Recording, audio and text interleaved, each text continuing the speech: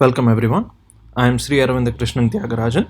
I am going to be talking about verifiable time signatures made practical. This is a joint work with Aditya Bhatt, Julia Malavolta, Nico Dotling, Aniket Kate, and Dominic Schroeder. So what are verifiable time signatures?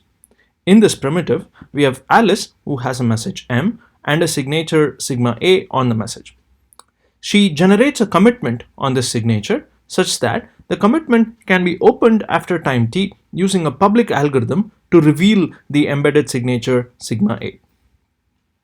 In terms of security, we want timed privacy that says that the commitment reveals no information about the embedded signature before time t.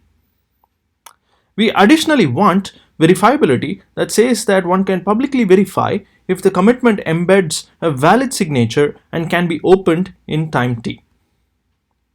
Bonnet and Nauer showed that verifiable time signatures can be used to build fair multi-party contract signing, which has several real-world applications. Verifiable time signatures, or VTS for short, was constructed by Garay and Jacobson using time lock puzzles. A time lock puzzle is a primitive that lets a user embed a solution inside a puzzle such that the puzzle can be opened or solved non-interactively in time t to obtain the solution. The construction from Rivers, Shamir and Wagner for time lock puzzles is based on sequential squaring in the RSA group. This squaring function is also used in verifiable delay functions that are being practically deployed recently. To construct verifiable time signatures, Alice creates a time lock puzzle with a signature as a solution and attaches a proof for verifiability.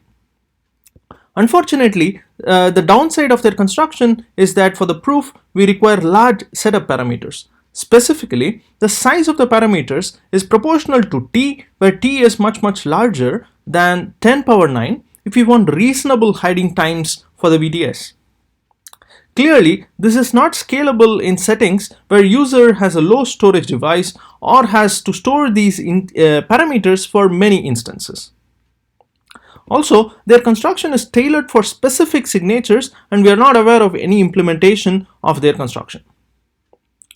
To give a summary of our contribution, we propose efficient constructions of verifiable time signatures where the underlying signature scheme can be that of ECDSA, Schnorr or BLS, which are of immense interest in the cryptocurrency space. Our constructions have a one-time setup that outputs small parameters and is usable across instances. We make novel use of the recently introduced homomorphic time lock puzzles to improve both efficiency and security.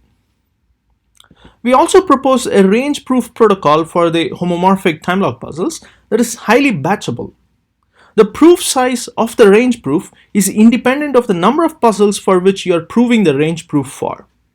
We benchmark our constructions and show that they are actually practically efficient. We also identify several new applications of VTS in the cryptocurrency setting. Namely, we can prevent on-chain time lock correlation attacks in payment channel networks, improve transaction fungibility for multisig transactions, and achieve fairness in multi-party computation with less requirements from the blockchain. In all these applications, VTS guarantees better on-chain privacy and also improves compatibility of these applications with many blockchains that offer less scripting features. In the interest of time, I will present the application of VTS in multisig transactions. For other applications, I will refer you to our paper.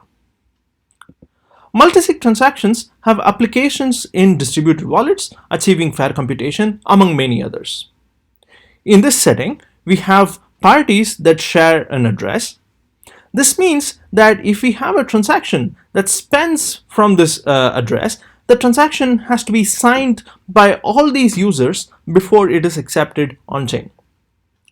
One can also have a threshold policy in signing the transaction where at least T users have to sign the transaction to spend from this address.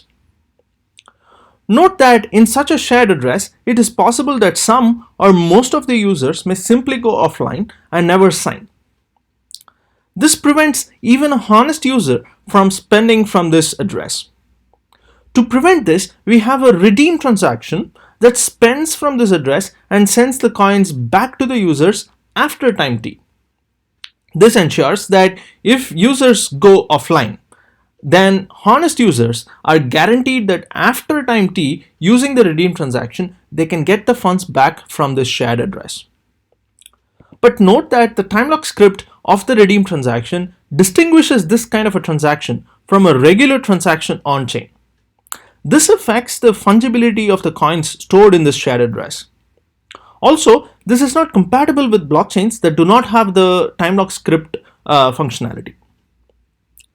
In our paper, we show how to remove the need for the time lock script on chain using VTS.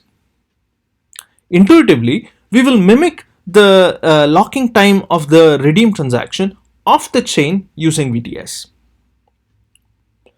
To do this, in the setup phase, before sending the coins to the shared address, the parties first generate the redeem transaction that simply sends the coins from the shared address back to the users.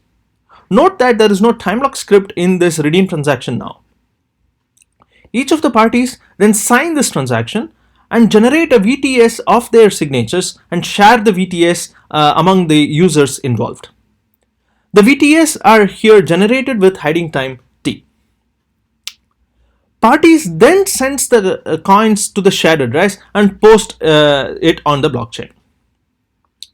Note that now, after time t, any user in this group of users can obtain the redeem transaction and the necessary signatures on it and can post it on the blockchain if they have not already spent from this shared address.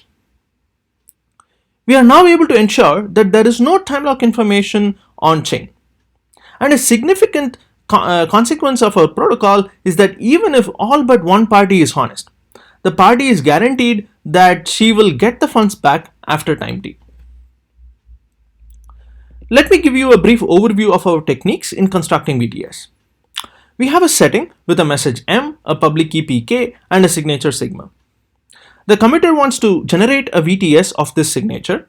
He starts by generating a T out of n sharing of the signature where n is some statistical parameter. He embeds each of these shares in time lock puzzles. He then opens t-1 of these puzzles in a cut and choose style where t-1 indices to open are chosen randomly and non-interactively using the Fiat-Shamir heuristic.